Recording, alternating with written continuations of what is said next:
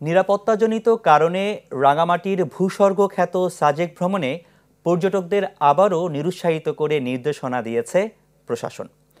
সাজেক ও মাচালংয়ের ৭ নম্বর ওয়ার্ডে শিবপাড়া এলাকায় দুটি আঞ্চলিক সংগঠনের মধ্যে গতকাল দিনভর গোলাগুলির ঘটনা ঘটে। তাই পর্যটকদের নিরাপত্তায় এই সিদ্ধান্ত নেয় প্রশাসন। সাজেক রিসোর্ট মালিক সমিতির তথ্য মতে রাতে ৫ শতাধিক মানুষ সাজেকে অবস্থান করেছেন। নিরাপত্তা শঙ্কায় বুধবার সকালেও সাজেক থেকে কোনো গাড়ি ছেড়ে আসেনি। তবে যেসব পর্যটক সাজেকে আটকা পড়েছেন তাদের নিরাপদে ফিরিয়ে আনা হবে বলে জানান প্রশাসনের কর্মকর্তারা।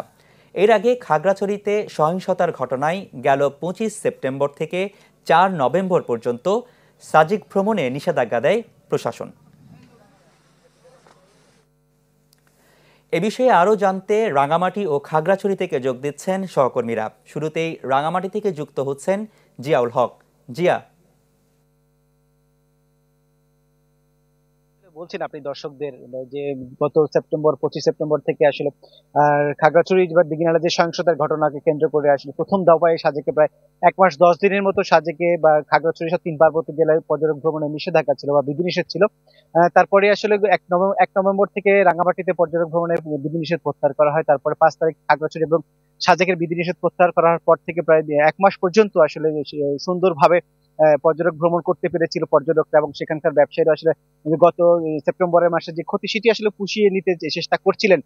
কারণ আপনি জানেন যে নভেম্বর থেকে আসলে ফেব্রুয়ারি পর্যন্ত পর্যটন ব্যবসায়ী মৌসুম, সেই মৌসুমটি আসলে চেষ্টা করছিলেন পর্যটক সংশ্লিষ্ট যারা আছেন তারা ভালো একটি ব্যবসা করার জন্য, কিন্তু পাহাড়ের অস্থিরতার কারণে আসলে সেটি আসলে কোনোভাবে হয়ে উঠছে না।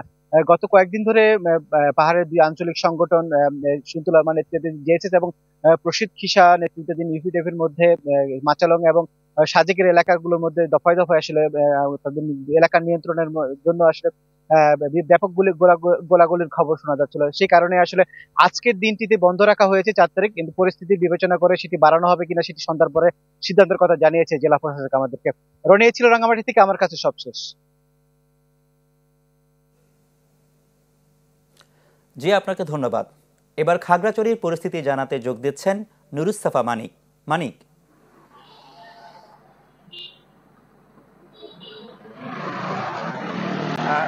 আমি আমাদের রাঙ্গামাটির সহকর্মীর শেষ লাইন থেকে শুরু করতে চাই। সেটি হলো গতকাল প্রশাসনের পক্ষ থেকে যে পাহাড়ের দুই আঞ্চলিক সংগঠনের মধ্যে যে গোলাগুলির ঘটনা ঘটেছে গত কয়েকদিন ধরে, এবং গতকাল যেটি সবচেয়ে বেশি ছিল, তার প্রেক্ষিতে কিন্তু গতকাল বিকেলের পর স্থানীয় রাঙ্গামাটি প্রশাসনের পক্ষ থেকে কিন্তু পর্যটকদেরকে আজকের দিন নিরুৎসাহিত করা হয় যাতে সাজেকের দিকে না যায়, এবং সেই লক্ষ্যে কিন্তু খাগড়াছড়ি থেকে আজকে কোনো ধরনের পরিবহন প্রশাসনের পক্ষ থেকে কিন্তু সাজেকে যেতে দেওয়া হয়নি, এবং হঠাৎ করে যে নিষেধাজ্ঞা কিংবা নিরুৎসাহিত করা হয়েছে প্রশাসনের পক্ষ থেকে, এতে করে কিন্তু আজকে সকালে অনেক দেশের বিভিন্ন প্রান্ত থেকে পর্যটকরা খাগড়াছড়িতে এসেছেন, এবং আসার পর তারা কিন্তু খাগড়াছড়িতে অবস্থান করছেন। তাদেরকে কিন্তু সাজেকে যেতে দেওয়া হয়নি, এবং তারা বিভিন্ন খাগড়াছড়ির আশপাশে যেসব পর্যটন কেন্দ্রগুলো রয়েছে সেখানে কিন্তু তারা সময় কাটাচ্ছেন, এবং তারা হয়তোবা বিকেল কিংবা সন্ধ্যার পরে যদি নতুন কোনো সিদ্ধান্ত আসে সেই সিদ্ধান্ত মোতাবেক তারা পরবর্তী সিদ্ধান্ত গ্রহণ করবেন বলে আমরা পর্যটকদের সাথে কথা বলে জানতে পেরেছি। এবং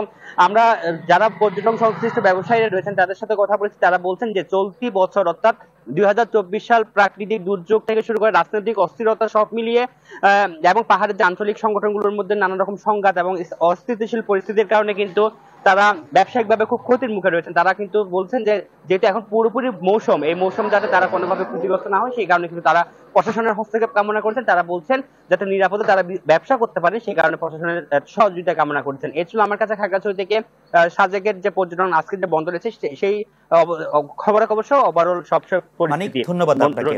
দর্শক, সাজেক পরিস্থিতি নিয়ে সবশেষ জানাচ্ছিলেন আমাদের সহকর্মীরা।